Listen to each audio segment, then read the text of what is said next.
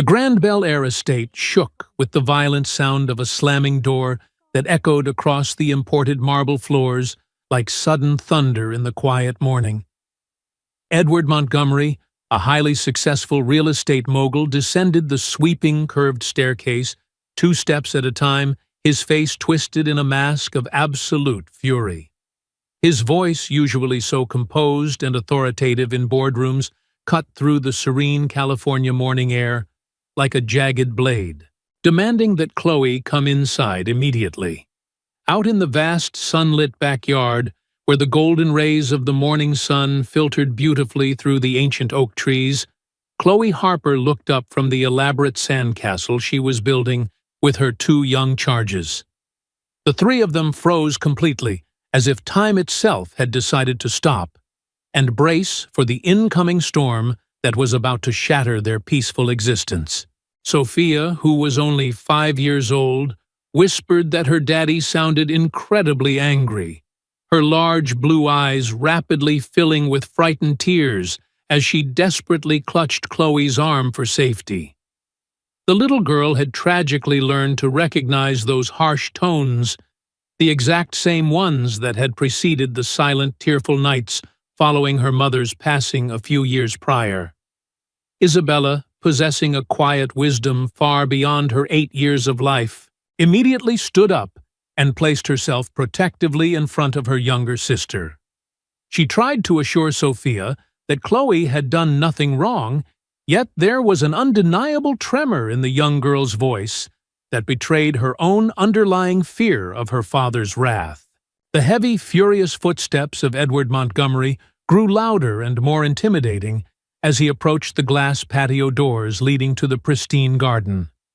Chloe slowly brushed the damp sand from her hands with deliberate, measured movements, trying to buy just a few extra seconds to mentally prepare the 2 innocent girls for whatever disaster was looming.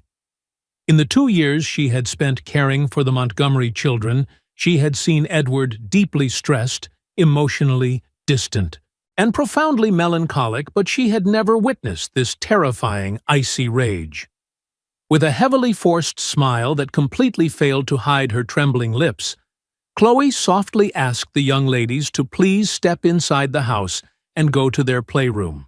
Sophia screamed a defiant refusal, wrapping her small arms around Chloe's waist with surprising strength, sobbing that she did not want her father to yell at the only person who was consistently kind to them.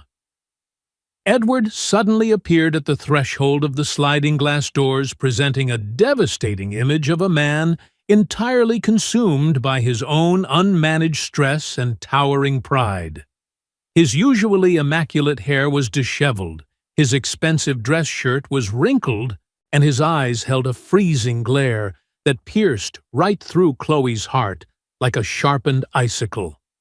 He barked an absolute order for his daughters to go inside immediately, completely ignoring Isabella's brave attempt to explain that they were simply playing a harmless game in the sand. When Edward roared his command a second time, the sheer volume of his voice sent a flock of birds scattering from the nearby oak branches in a frantic explosion of fluttering wings.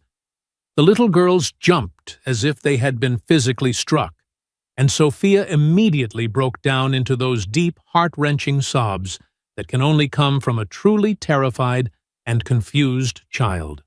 Chloe rose to her feet with quiet dignity, instinctively positioning her own body as a physical barrier between the furious billionaire and his weeping, trembling daughters.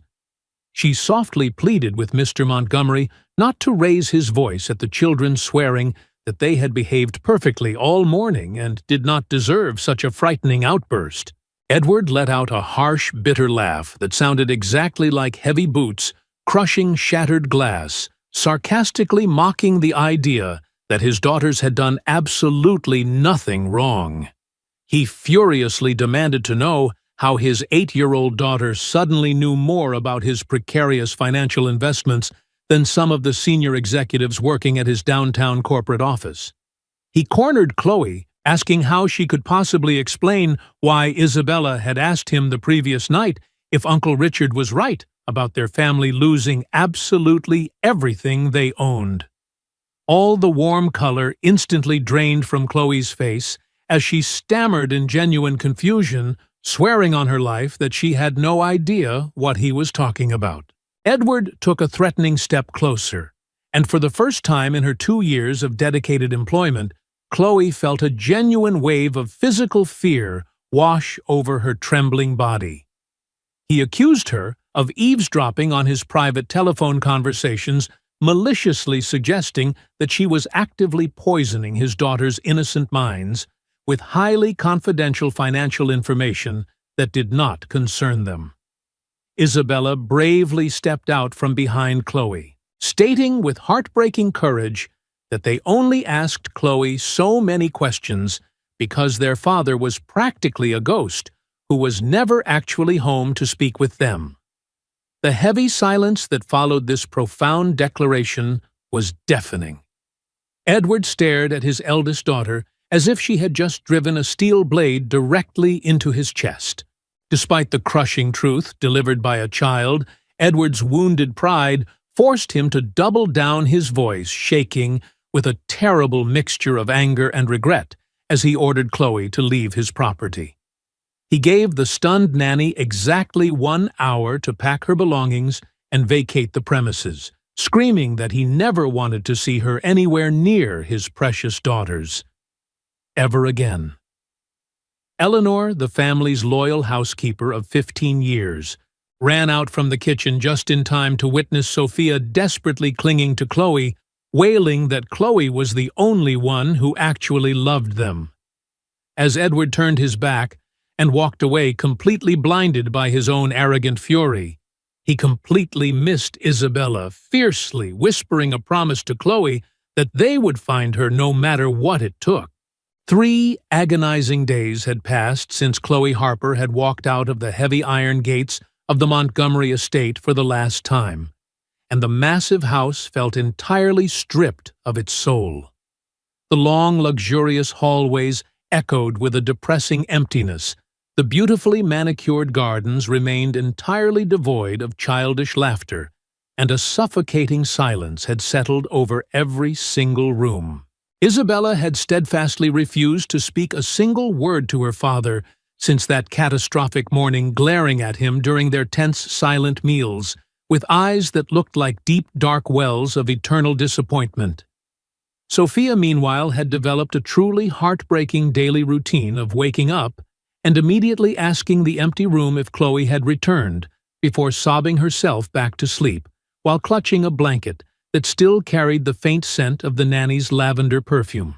Eleanor, the elderly housekeeper who had practically helped raise Edward when he was a boy, nervously approached him in the formal dining room while serving his black coffee.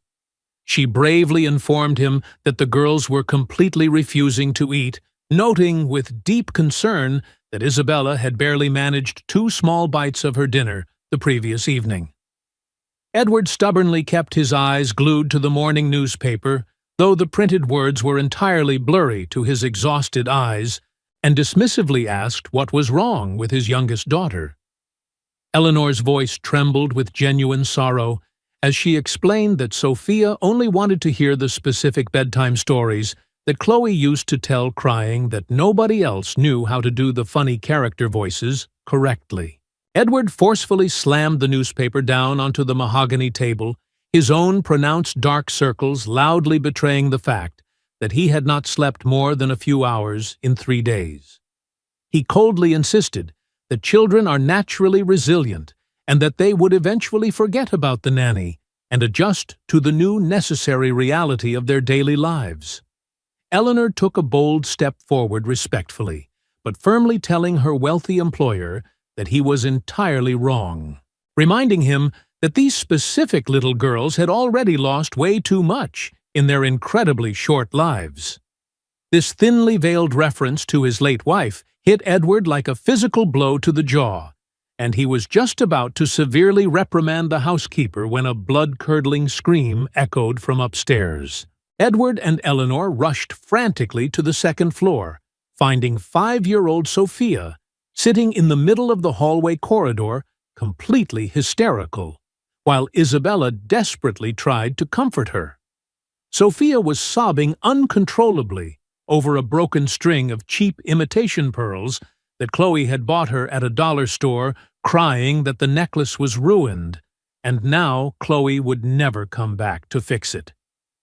Edward immediately dropped to his knees, his heart clenching painfully in his chest, and gently promised his youngest daughter that he would buy her a brand-new genuine pearl necklace that same afternoon. Sophia furiously pushed her father's hands away, screaming that she did not want his expensive gifts. She only wanted the cheap plastic beads that smelled like Chloe, and she wanted her nanny back. Isabella watched her father's pathetic attempt to buy Sophia's affection with an analytical expression that was deeply unsettling to see on the face of an 8-year-old child. When Edward tentatively reached out to touch his eldest daughter's shoulder, Isabella deliberately took a slow, calculated step backward, effectively treating her own father like a highly contagious stranger. Edward begged Isabella to speak to him, acknowledging that she was terribly angry. But Isabella calmly replied that she was not angry at all. She was just incredibly disappointed, noting that Chloe had taught them the difference. Those heavy words delivered with the absolute unyielding gravity of a Supreme Court judge forced Edward to slowly stand up, feeling as though he had aged 10 full years in a matter of seconds. Later that exact same night, after Eleanor had finally managed to lull an exhausted Sophia to sleep by awkwardly humming an out-of-tune melody, Isabella remained wide awake beneath her heavy duvet. She was not merely resting. She was meticulously plotting a complex rescue mission beneath the soft glow of her pink princess flashlight, writing furiously in a small notebook Chloe had gifted her for her birthday. On the very first lined page, using her absolute neatest second-grade handwriting, the young girl proudly titled the document as her official master plan to find and rescue Chloe Harper. She began listing every tiny detail she could possibly remember from her late-night chats with her beloved nanny, piecing together the puzzle of Chloe's private life outside the wealthy bubble of Bel-Air. Isabella documented that Chloe lived in a neighborhood in East Los Angeles. She had to take 2 different public transit buses to get to work, and her mother Evelyn was very sick and needed expensive medications. A tiny voice suddenly whispered from the adjacent bed, and Isabella quickly clicked off her flashlight, thinking she had accidentally woken her little sister with the scratching sound of her pencil. Sophia quietly admitted that she was too sad to sleep, asking her older sister with heartbreaking innocence if she thought Chloe missed them as much as they missed her. Isabella slid silently out of her bed and crawled under the covers next to Sophia, firmly whispering that, of course, Chloe missed them, but adults were often too foolish and proud to admit their terrible mistakes. Sophia eagerly sat up in the darkness, her bright eyes suddenly shining with a fierce, unexpected glimmer of hope, and boldly suggested that they should just leave the house and go find their nanny themselves. Isabella felt a massive surge of pride and determination welling up in her chest. She immediately swore her little sister to absolute secrecy, explaining that their father and Eleanor would never understand their mission. For the next hour, the 2 brave siblings whispered in the pitch-black room, combining their shared memories to remember that Chloe lived near the Golden Wheat Bakery in a house with a faded green door. Unbeknownst to the plotting children, Edward was standing silently right outside their slightly opened bedroom door, silently weeping into his hands as he realized his daughters possessed infinitely more courage and loyalty than he did. The bright California sun was barely peeking over the rolling hills of Los Angeles when Isabella awoke with the focused, intense determination of a seasoned military general preparing for a massive campaign. Despite having slept for perhaps 3 short hours, her mind was incredibly sharp and entirely focused on executing the most daring and dangerous mission a child could possibly attempt. Sophia was still sleeping peacefully. clutching the carefully gathered plastic pearls tightly against her chest, her face relaxed and free from the sorrow that usually plagued her waking hours. Isabella gently shook her sister's shoulder, whispering that it was finally time to begin their secret operation, and Sophia immediately sat up, her eyes wide and fully alert. The two girls quietly agreed on their designated roles for the morning. Sophia was to act completely normal, but ask highly specific, innocent-sounding questions, while Isabella would silently analyze the answers to gather critical logistics. When they gracefully descended the sweeping staircase for breakfast, they found Edward already sitting at the long dining table, looking more defeated and hollowed out than they had ever seen him. His expensive custom suit hung slightly loose on his frame, and the heavy bags under his eyes suggested a man entirely consumed by his own tragic, irreversible decisions. Sophia, executing her role perfectly, marched right up to her exhausted father and asked him directly with brutal, childish honesty if he was feeling incredibly sad because he missed Chloe too. Edward nearly choked on his hot coffee, coughing violently, while Eleanor accidentally dropped a heavy silver serving spoon onto the floor with a deafening metallic clatter that echoed through the room. He attempted to force a reassuring smile, softly telling Sophia that he was perfectly fine, but his voice cracked horribly, betraying the immense ocean of regret hiding just beneath his stoic facade. Sophia wisely pointed out that Chloe always taught them that when someone looks very sad, it simply means they desperately need a warm hug to feel better. Edward immediately pulled his youngest daughter into a desperate embrace, and Isabella keenly observed that her father's large hands were shaking violently, filing this crucial piece of emotional intelligence away in her active mind. Taking advantage of the highly emotional distraction, Isabella casually turned to the housekeeper and asked, under the clever guise of a school geography project, exactly how someone would travel to East Los Angeles from their neighborhood. Eleanor, entirely oblivious to the child's ulterior motives, wiped a tear from her eye and explained that it was a very long, difficult journey that required taking 2 separate public buses.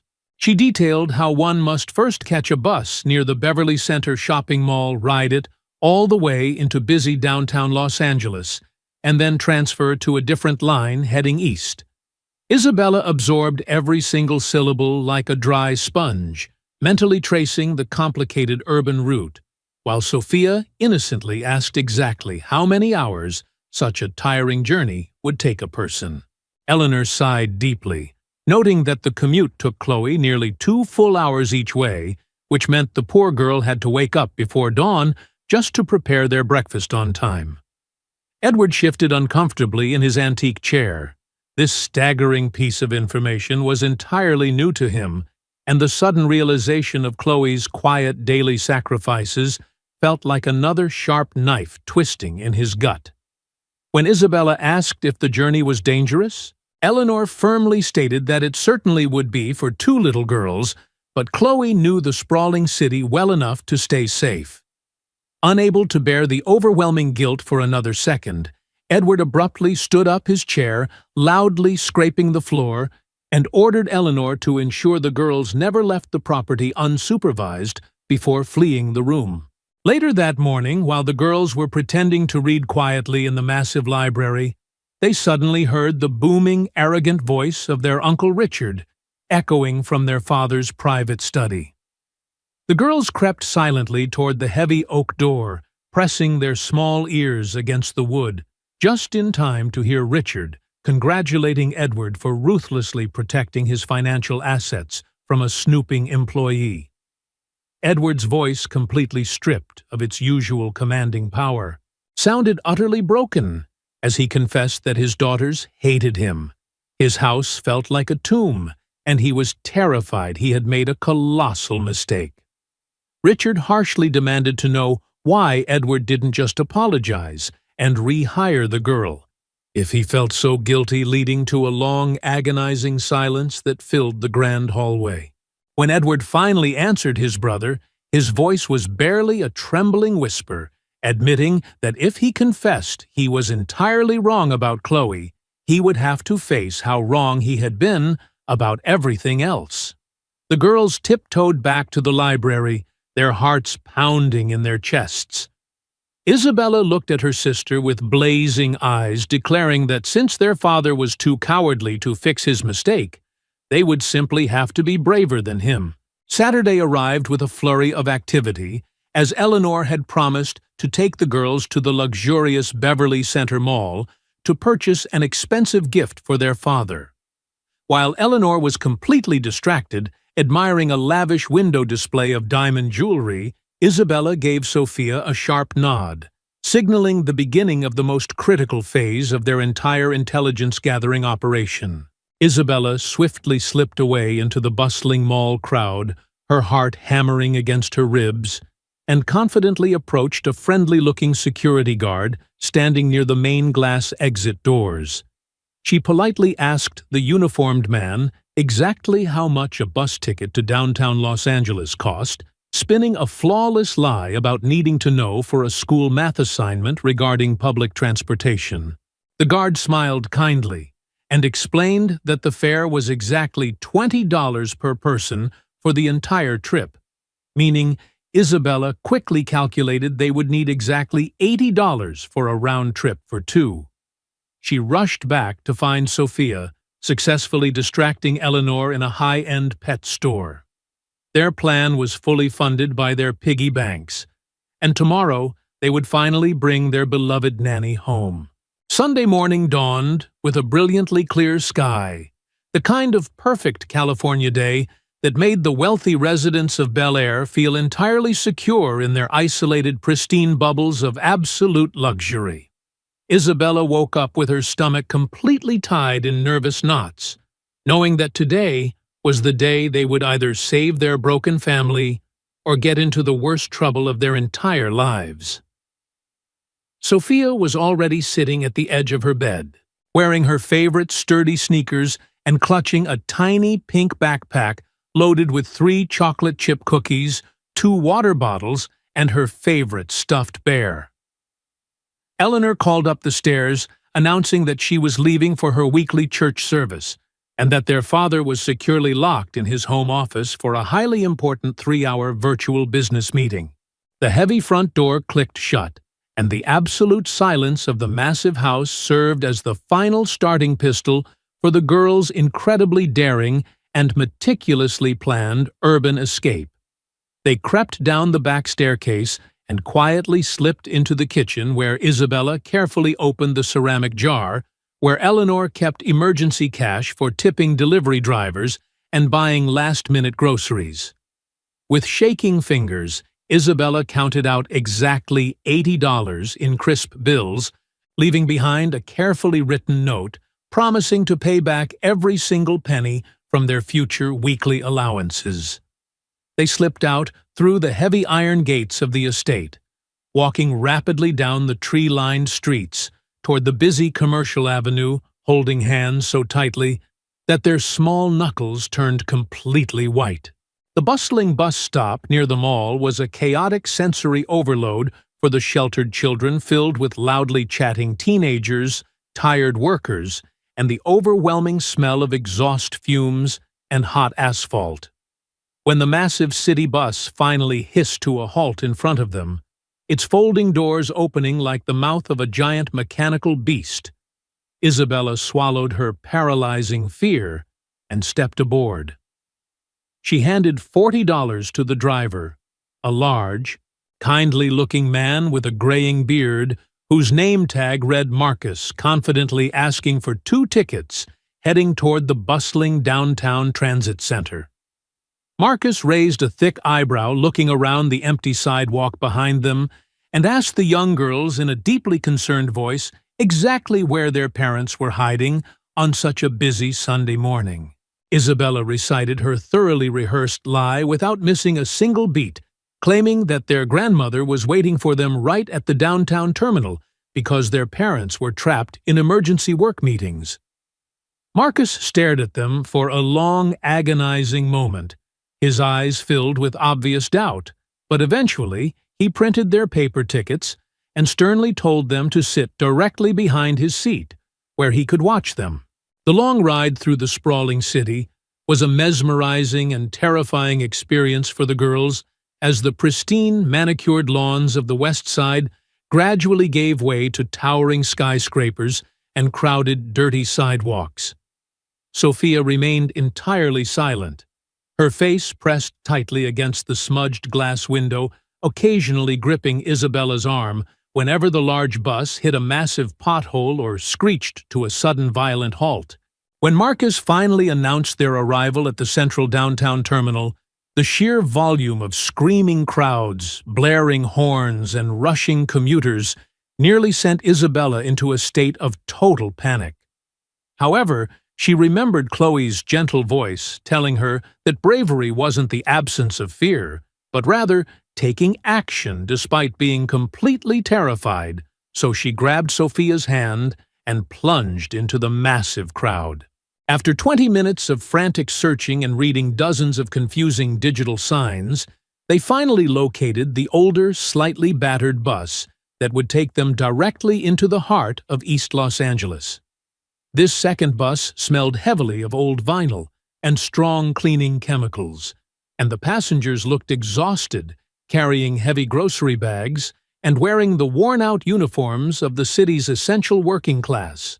As the bus rolled deep into the eastern neighborhoods, the shiny glass towers disappeared, completely replaced by colorful murals, small family-owned taco stands, and modest homes packed tightly together behind chain-link fences. Isabella nervously checked the small, detailed map she had drawn in her notebook, anxiously waiting for the driver to announce the specific intersection where the famous Golden Wheat Bakery was located. When the loud intercom finally crackled with the name of their highly anticipated stop, the girls practically scrambled over each other to exit through the rear doors, stepping out onto a sun-baked, unfamiliar pavement. The delicious, comforting smell of freshly baked sweetbread immediately washed over them, providing a desperately needed moment of calm as they stood outside the brightly painted bakery, trying to find their bearings. Isabella bravely pushed open the glass door of the bakery, a little bell chiming brightly overhead, and approached a plump, smiling woman wearing a flour-dusted apron, whose name tag identified her as Mrs. Higgins. Mustering every ounce of her remaining courage, Isabella politely asked the friendly baker if she happened to know where a young woman named Chloe Harper lived with her sick mother, Evelyn.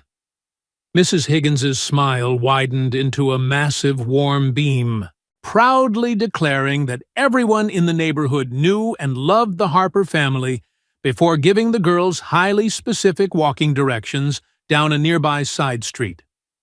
She pointed a flour-covered finger toward a narrow alleyway, explaining that Chloe lived exactly 3 blocks down in the very last small house on the left, which famously featured a bright green front door. The girls thanked the baker and practically sprinted down the cracked sidewalk, their exhausted little legs pumping with pure, unadulterated adrenaline as they navigated the colorful, music-filled streets of the vibrant neighborhood. Finally, they spotted it, a tiny, impeccably neat stucco house with a brilliantly painted green door and a small porch completely overflowing with flourishing, beautiful potted plants of every imaginable variety. Isabella stopped dead in her tracks, her chest heaving with exertion, suddenly struck by the terrifying thought that perhaps Chloe was still incredibly angry and would simply refuse to open the door. Sophia, possessing none of her older sister's complicated adult anxieties, marched straight up the concrete steps, balled her tiny fist, and pounded on the green wood with all the furious strength her small body could muster. The heavy wooden door slowly creaked open, and for a split second the small entryway remained completely silent, before a sudden ear-piercing gasp of absolute shock completely shattered the quiet afternoon air. Chloe Harper stood in the doorway, wearing faded sweatpants and an oversized t-shirt, her usually vibrant face pale, and her beautiful eyes incredibly red and swollen from what was clearly days of non-stop weeping. For a moment, she simply stared at the two wealthy little girls standing on her modest concrete porch, entirely convinced that her grieving mind was playing a cruel, highly detailed hallucination on her.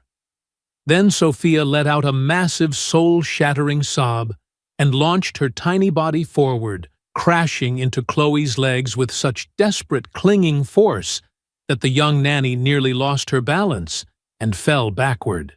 Chloe instantly collapsed onto her knees right there in the doorway, violently throwing her arms around both girls and burying her tear-soaked face into their shoulders, sobbing with a mixture of absolute joy and pure terror. She frantically kissed their heads, her shaking hands running over their hair and faces to ensure they were entirely real and completely unharmed, repeatedly whispering their names like a sacred, desperately needed prayer. After dragging them safely inside the incredibly small but meticulously clean living room, Chloe demanded to know exactly how they had managed to cross the massive city, absolutely terrified that their father was frantically searching for them. Isabella proudly detailed their highly complex bus journey, causing Chloe's heart to nearly stop dead in her chest at the terrifying thought of these precious, sheltered children navigating the dangerous downtown transit center entirely alone. A gentle, raspy voice suddenly floated from the tiny back bedroom, and a frail but beautiful older woman slowly shuffled into the living area, heavily leaning on a polished wooden cane for necessary support. This was Evelyn Harper Chloe's deeply beloved mother, whose warm, intelligent eyes immediately crinkled into a massive smile as she looked at the two young girls her daughter had cried over for nearly a week.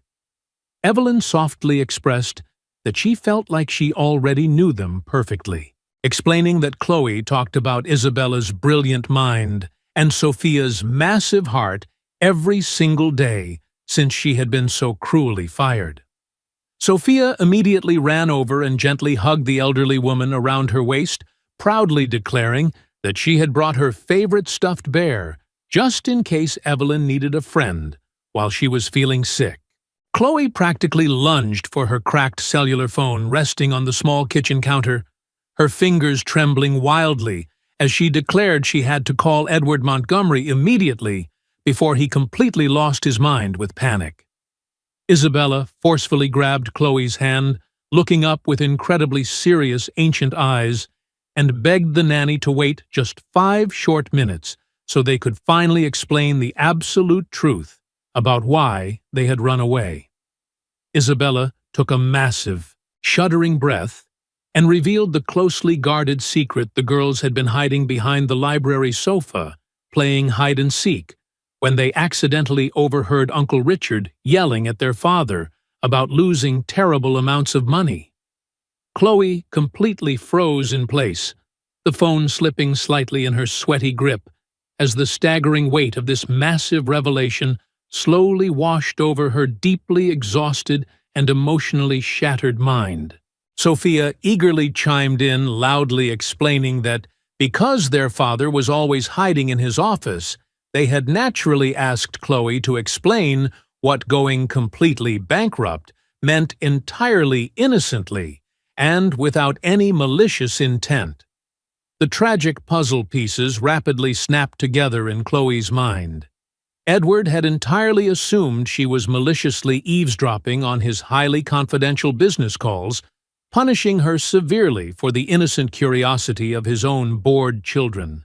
Evelyn gasped loudly, covering her mouth with her trembling hand, deeply horrified that her wonderful, fiercely loyal daughter had been viciously humiliated and thrown out into the street for a crime she did not commit.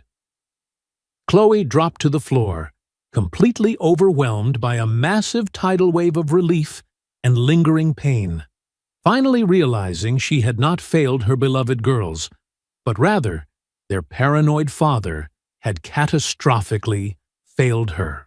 Suddenly, the cracked screen of Chloe's cellular phone lit up brightly, loudly blaring a generic ringtone that made everyone in the tiny living room jump completely out of their skin in sheer terror.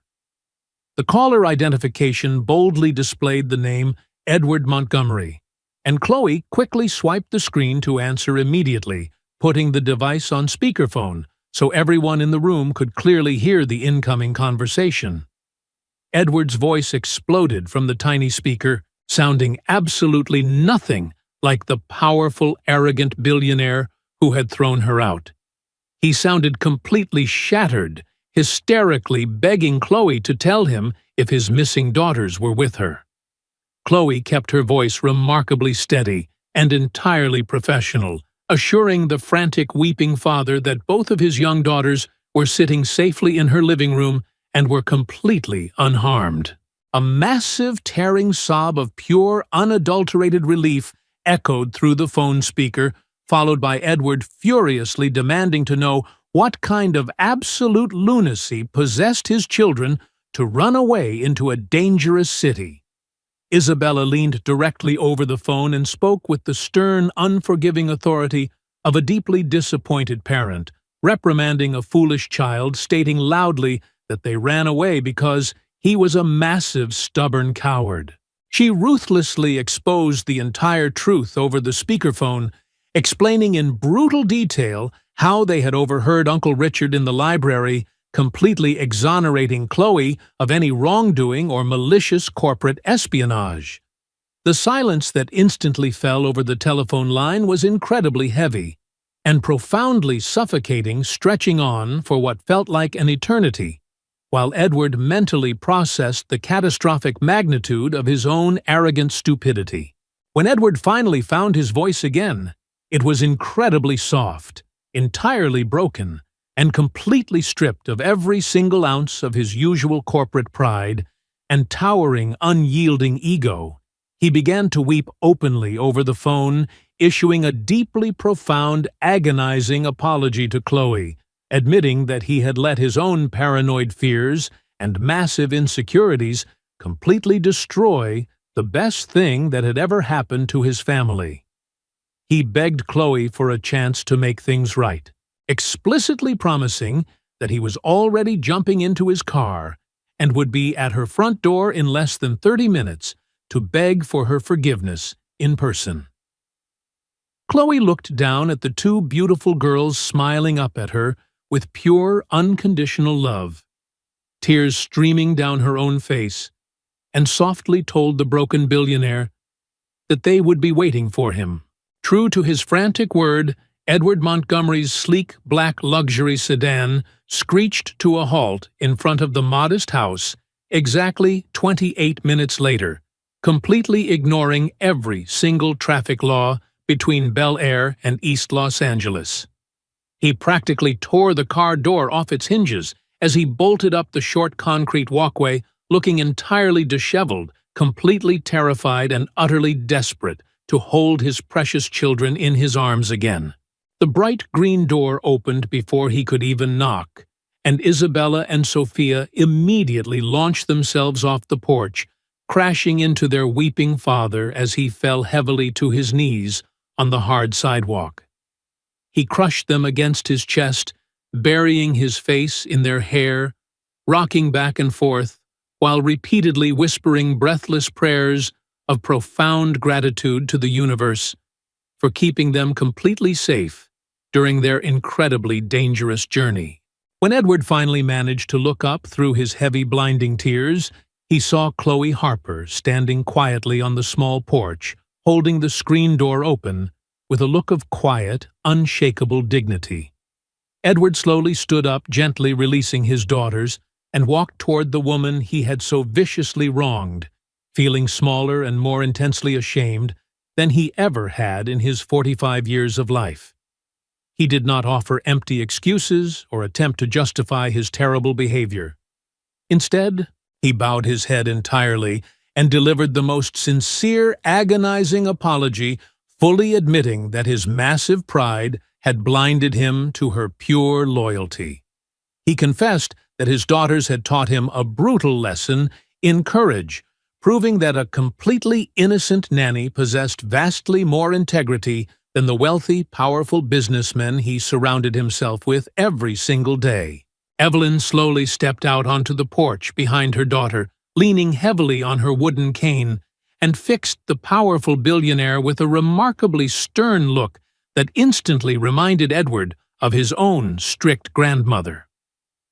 Edward immediately addressed the elderly woman, his voice trembling with genuine remorse, explicitly promising that he would secure the absolute best medical specialists in the entire state of California to completely cure whatever ailments she was suffering from.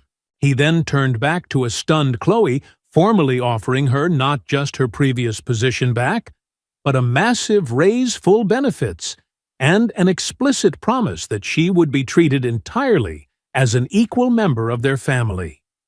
Sophia loudly cheered from the sidewalk, demanding that they all stop crying immediately and go back to their massive house so Chloe could finally finish building the giant sandcastle they had abandoned in the backyard. Exactly 1 week later, the sprawling Montgomery estate had undergone a massive, almost magical transformation that went far beyond mere physical renovations or expensive new decorations. Evelyn Harper was now comfortably residing in the incredibly luxurious first-floor guest suite, where a highly trained private nurse visited daily, and the elderly woman spent her afternoons happily knitting beautiful sweaters while sitting in the sunlit garden. Chloe had officially moved into the massive, beautifully remodeled suite on the second floor, a stunning space that Edward had explicitly redesigned to ensure she had absolute privacy while remaining intimately close to the young girls she adored. The entire house was constantly filled with the glorious ringing sounds of childish laughter, loud music playing from the kitchen, and the wonderful, comforting smell of Mrs. Higgins's famous sweet bread, which Edward now ordered delivered every single morning.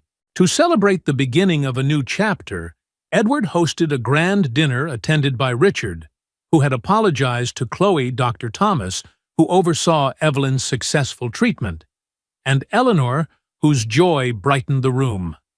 Surrounded by flowers, candles, laughter, and meaningful conversation, Edward raised a toast thanking Isabella and Sophia for refusing to accept the broken future his pride had created, and expressing heartfelt gratitude to Chloe and Evelyn for offering him forgiveness and a second chance. Richard toasted Isabella's wisdom, Sophia eagerly called everyone to enjoy the chocolate cake, and Edward realized that his heart had finally found peace and completeness within their united family. Later that night, after the guests had left, Edward discovered a handwritten note from Isabella thanking him for finally showing the same courage that she and Sophia had shown, adding that their mother would be proud of the loving family they had built together. Holding the note close to his heart, Edward reflected on the lesson life had taught him. True fulfillment comes not from wealth or pride, but from humility. The willingness to admit mistakes, seek forgiveness, and embrace genuine human connection. He understood that real wisdom lies in allowing love, especially the honest and fearless love of children, to guide people back to compassion, healing, and their shared humanity.